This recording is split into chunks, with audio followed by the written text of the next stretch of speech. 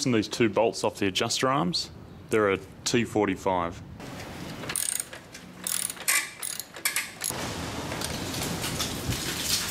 Jesus. Loosen these three sprocket cover bolts. 1, 2, 3. That's a T30 Torx bit.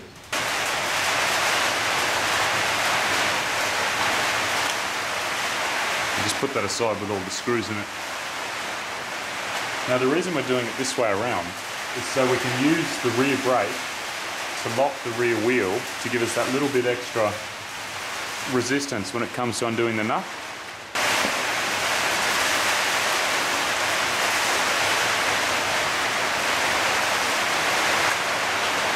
Just so you can see, it's really chucking it down.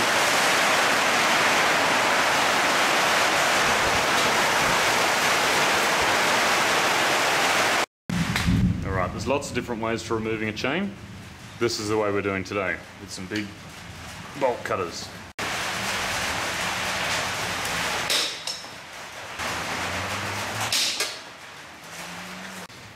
Yeah, this chain's pretty shagged. See how it's got like stiff links? So you can see how these teeth are sort of curled a little bit. On the G650 and F650, the outer side of this that protrudes goes on the outside. So this will go on the outside, just like so. A trick to make it nice and easy to get this axle bolt in and out is to put a little bit of timber beneath the wheel so that you can lift the weight off.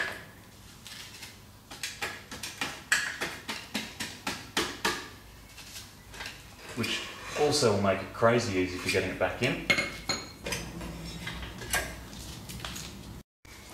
Don't lose these spaces on either side of the wheel. And just check that bearing and make sure it's nice and smooth. I'm going to take the opportunity to clean up all of this and in here while the wheel's off and it's easy to get to. 2 bits of timber will make it handy for working on this without damaging the brake rotor on the other side. On the underside there's a 14mm nut and the top side a 13mm bolt. There's a little washer too on the underside. It's worth catching. With all the bolts undone, it's time to clean up. I'm going to pack some more grease just around where that bearing sits, just to help repel the water in future.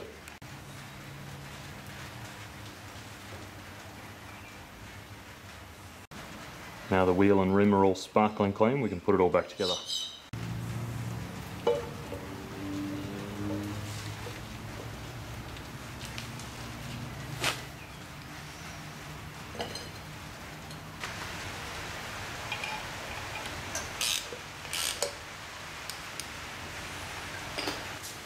The specification calls for 21 Newton meters.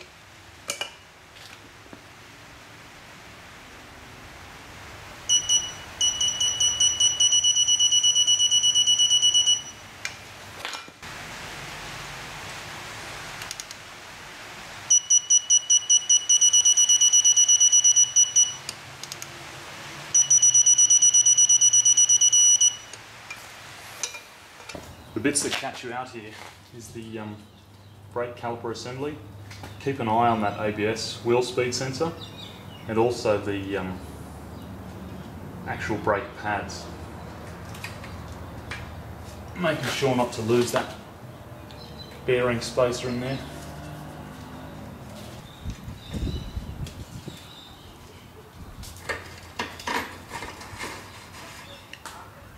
Excellent. I'm also just going to put a touch of grease on this axle, just in an effort to see that it doesn't seize in future.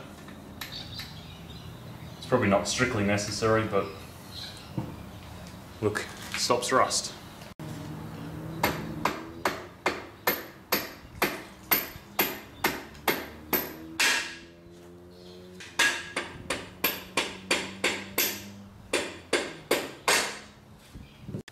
As you loosen this adjuster, you'll be able to move the axle more and more forward.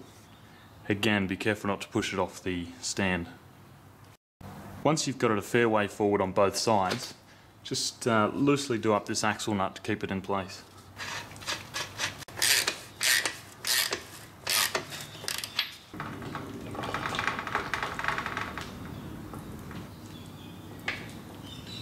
The new chain's only just long enough. I wonder if they cut it for size deliberately. Alright, so how you assemble this, I'm going to call it master link, it's probably not called that. Put the two O-rings on each side. Then we're going to put the lubricant all over here. Then thread it through that link and put two O-rings on this side. Now with the two pins greased up, we're going to throw it in. We drive this in, it should round off the end of the rivets. So we'll just try and do one first.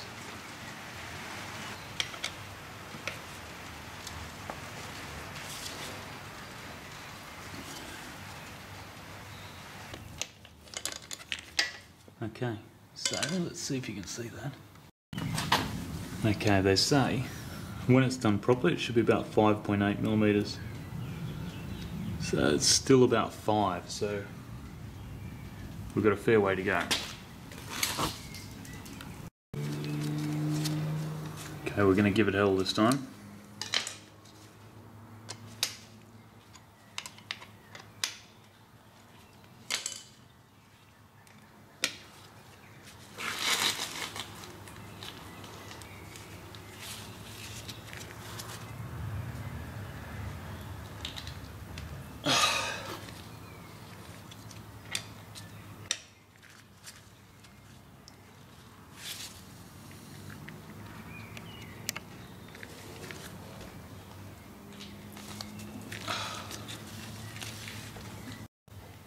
Alright, so the specification calls for 5.6 to 5.8.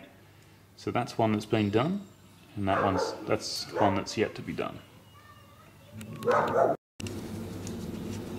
Okay, so a quick measure of that one as well. Sees us at 5.64, which is cool. It's within spec. Alright, this one calls for 60 Newton meters.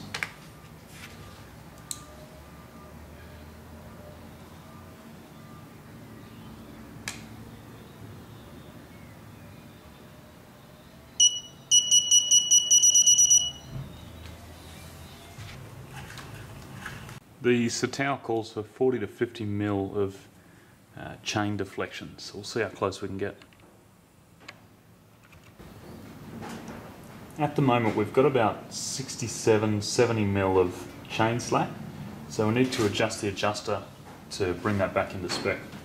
Now how we bring it into spec is we adjust this clockwise, and this is just sort of loose, there's not very much tension on this whatsoever, and then we'll keep an eye on this window so that we can make sure we keep it even between both sides as we adjust this out.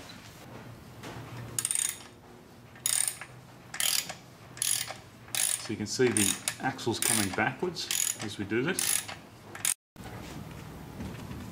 Once you're confident you've got the measurement right and your chain tension right, go ahead and torque up the rear axle.